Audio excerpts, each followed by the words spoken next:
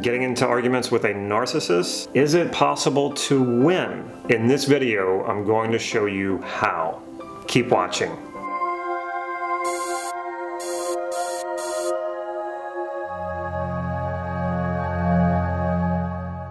This is Life Mastery Gym. I'm Damon and I teach people just like you cutting-edge processes and techniques to live a more fulfilling life and to take charge of your destiny. So if that sounds good, please click subscribe to this YouTube channel and hit that bell so you'll be notified when I upload new videos.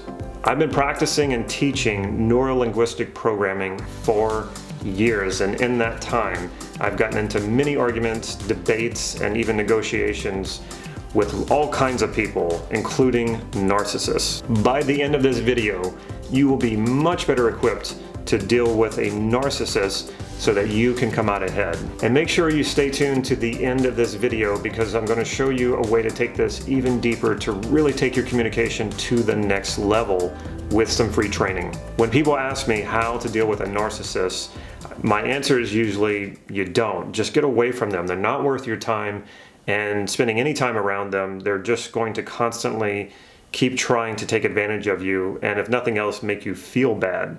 So why would you want that? Just get away from them. However, lately people have been messaging me and saying, well, what if you have to deal with a narcissist? What if they're like your boss and you can't get away from them? You have to deal with them from time to time. So that's why I made this video for those of you who must encounter a narcissist. The first step really is to define what would winning with a narcissist be. What would that look like? What would that sound like? And I'd love to hear from you because I'd like to know what your ideas are of winning with a narcissist. So in the comments below, just type in your answer of what it would mean to you, or what would it be like if you were to win with a narcissist? What does winning mean? If you have some sort of fantasy that in an argument with a narcissist, you're going to say all the right things at all the right times to the point where the narcissist falls down on their knees and says, you're right, I'm wrong, you win, please forgive me. Let that idea go right now. That's just not going to happen. But if winning to you means that you stand your ground, you don't compromise, and you stay grounded and you feel good about yourself after the encounter, if that's what winning means to you, that's extremely doable, and that's what I'm going to show you how to do. To create a vision of what winning would be like with a narcissist. And when I say vision, I literally mean create a movie in your mind where you see yourself dealing with the narcissist, and while you're dealing with them, you're calm, you're unshakable, especially as they try to disrupt you, they make accusations, they try to shove you into this category of being wrong. They do all of these things, but you are unshaken by it. You just stand there calmly dealing with what it is that they're saying, and you're not backing down. Go ahead and make a vision of that. See yourself doing it. You don't want to be associated into it. You want to be disassociated, where like you're seeing yourself in front of you handle this situation, and you're handling it despite their attempts to disrupt you and get under your skin and shake you up. And the main thing that you want to see yourself doing, or rather the main thing you want to see yourself not doing, is acting defensively. So make sure when you see yourself in this vision that you're not defending yourself, you're not defending your position, you're not in any way physically or verbally looking defensive or sounding defensive. Step 2 is to expect that the narcissist will presuppose in this conversation that you've done something wrong. This is a passive-aggressive behavior. I did a video on passive-aggressive behavior. Not all people who engage in passive-aggressive behavior are narcissists, but if they're a narcissist, usually one of their tools is very passive-aggressive types of behavior. So I will link that video to this video in the card, whichever corner it's in. So go ahead and check out that video. Passive-aggressive behavior in this way will come out as they're trying to sort of presuppose that you're in the wrong already, which is what gets you to be defensive. They'll take it another step and they'll make it sound like they're willing to forgive you. And then you're like, whoa, hold on. I didn't really do anything wrong. And that's when you go into that defensive mode. Basically what happens is they've dug a hole for you and they're looking for a way to just sort of gently nudge you in there, passive aggressively just push you into that hole, but you're not going to go in that hole. So you don't want to defend this. You also don't want to accept it. You're not going to admit to doing anything wrong, and you're also not going to defend it, because as soon as you start defending it, then you're giving the narcissist what they want. It makes you look bad, and it makes you look lower than them, and that's what they're trying to do. They're trying to push you down, and if they can get you to be defensive, they feel like they're winning. So you're also not going to argue with them and fight them head on. That's what they're looking for. The narcissist wants you to do that. When you fight back, the narcissist will start to see that what they're doing is working. And if they feel like they're starting to shake you up and destabilize you, they're going to keep going that way. And it will emotionally start to do that to you. You'll start to feel very accused. And as soon as you start going into that defensive behavior, your posture changes, physically you change, your words change, and it's like you can't help going in that direction. You sort of collapse into that state, and that's exactly what they're trying to do. So if you're not feeding into this and you're not playing the narcissist game, they're not getting the fuel that they need to keep going with this. If they're frustrating you and you're getting defensive and you're fighting back, this fuels them. This will give them more energy to fight back even harder. But if you're not doing that and you're not accepting the frames, but you're also not resisting and you're not fighting, then the narcissist will perceive this as their strategy is not working. Will this frustrate them? Yes, it will, but they're less likely to vent that frustration on you. When something they're doing isn't having the desired effect, they're going to turn into themselves and try to figure out another strategy. This will buy you some time, and now you can take charge of the conversation. And you'll see them kind of do this. Like, they'll look a little confused because this normally works with people, and maybe it's worked with you specifically in the past, but you're not letting it happen.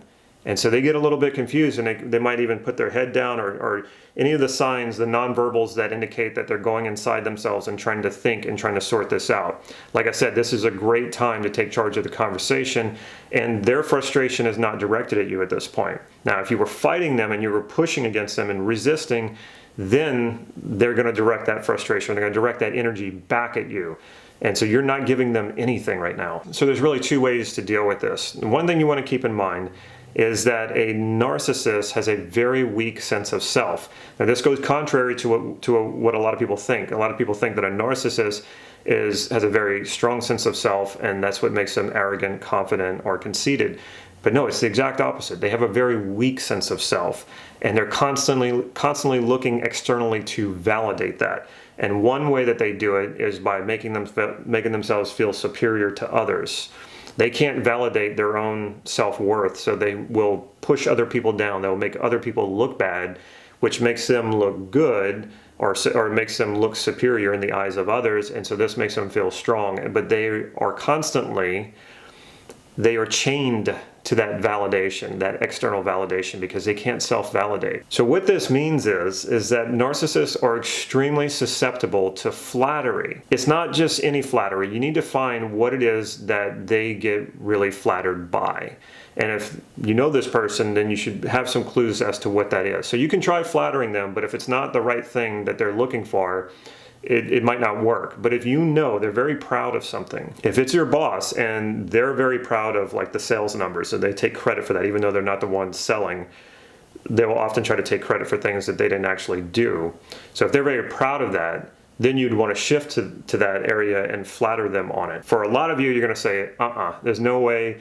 That violates, that feels like it would compromise myself to try to flatter a narcissist. Think about it for a moment. Everyone is good at something. And if we put a microscope on anything, or we narrow things down enough to a certain area, we can find something good about someone, or we can find something good about what it is they do. So if you want to go this route, that's how you would do this. You would narrow it down to, okay, what is this person actually, what can I actually say that I believe in enough, or it works enough that I don't feel like I'm lying, or I don't feel like I'm compromising myself, and then use that to flatter the narcissist. Now, what kind of effect does this have on the narcissist? This is going to confuse them.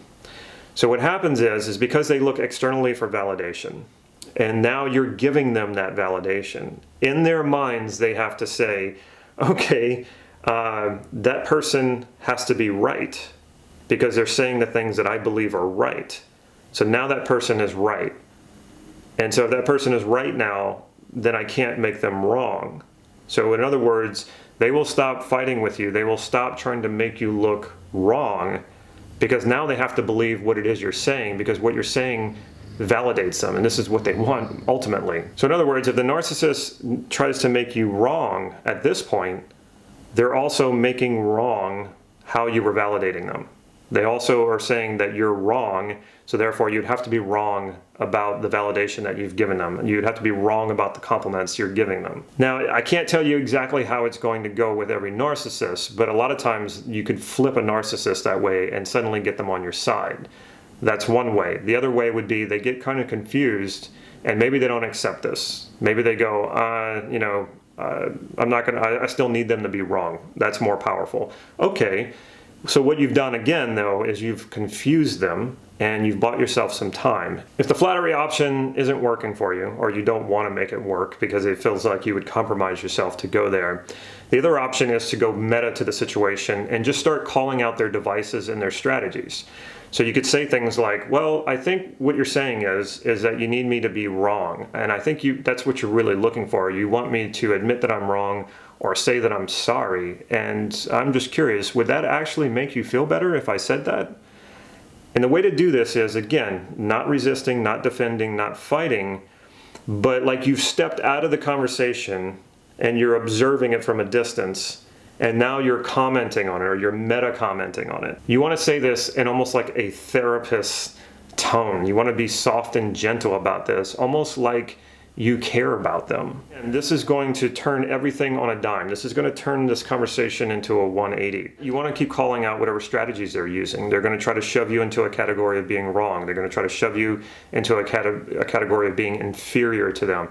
So if you start calling these things out, and you're not doing it in a defensive way, or you're not trying to, if you're shouting at them about this, now you're playing their game, and you don't want to do that. So it's more like stepping back, being very gentle, and just calling it out like you're trying to, just get what the narcissist wants. What does the little narcissist want? And so I'm gonna, I want to help the little narcissist get what they want. This will make them feel more exposed, like what it is they're doing, like their tricks, their strategies. And this also makes them feel a little bit vulnerable because you're sort of pulling the cover off of what they're doing, and what their operation is and how they're going about doing it. If they feel like you're on to them, chances are they're going to try to end the conversation and get away from you. This, like I said, makes them feel exposed. And if they don't have any strategies that you don't understand, or that you're not consciously aware of, they're sort of out of ammunition at this point. And this leads me to the third part. The third part is going on the offensive. Like I said before, winning with a narcissist is not giving in to them, not playing their game, not compromising myself, and walking away from the situation feeling good about me. That's what I define as winning. If you want to take this further and you want to go on the offensive, you want to make sure that going on the offensive won't come back to hurt you. So what I mean by that is, if this is your boss, might not be a good idea to go on the offensive. You could lose your job. If this person is potentially violent, you might not want to go on the offensive either, because it's not worth getting hurt. What going on the offensive is, in this case, is revealing information about the narcissist that most people are keeping secret, or maybe they're keeping secret and So if you have sensitive information on them, now would be the time to expose it. Now, what happens a lot of times, especially if there's a narcissist who has some amount of power in the room, chances are everybody knows some dark secret, or it's not even a dark secret because everybody knows it, but nobody's talking about it because everybody's afraid to speak up. Maybe this is your boss and they're cheating on their wife. It's very sensitive information and nobody's talking about it because they're afraid of the wrath of the narcissist. But whatever position you're in, they can't really come back to harm you. You whip out this information and they're going to get far, far away from you. If they know that you're willing to speak up about something like this, they're out of there, because now again you're exposing their vulnerability, you're exposing their weakness, you're exposing something that could get them in trouble.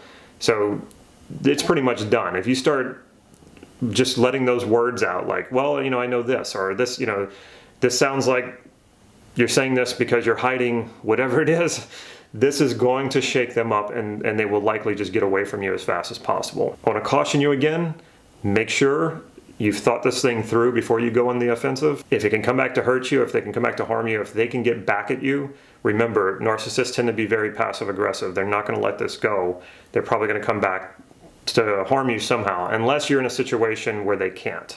So if they're your boss, I don't recommend this. If they're violent, definitely not. Now you know how to win an argument with a narcissist, but how well can you read nonverbal communication? Nonverbal communication is far more powerful than verbal communication, and anyone who can read it, it gives them an unfair advantage in negotiation, in sales, and in arguments, and yes, in arguments with narcissists. So what I have for you is free NLP, sensory acuity, and calibration training. If you check the link in the description, also I'll put the link in the comments and I'll link it to this video as well. You just click on that link, it will bring you to the training, and what it is it's a 30-day email training on sensory acuity and calibration. You'll get an email from me every day for 30 days, and it will tell you something new, a nonverbal, to pay attention to. And the more you practice this, the more powerful of a communicator you will be, and you will understand messages and communication that's coming off of people that they're not even speaking verbally. It's extremely powerful. So how have you dealt with narcissists in the past? I would love to hear from you, especially people who have successfully dealt with narcissists, and even if you've had some trouble. Put your story in the comments below and I will respond to you. Again, make sure you get your hands on that sensory acuity training by clicking the link below in the description or in the comments. If you found this video helpful, make sure you've subscribed to this channel by hitting the subscribe button and clicking the bell so you'll be notified when I put new videos out. And if you like this video, make sure you click that like button right there, and that tells me to make more videos like this. And one last thing, if you know anyone who would find this video useful and helpful, make sure you share it with them. Take care.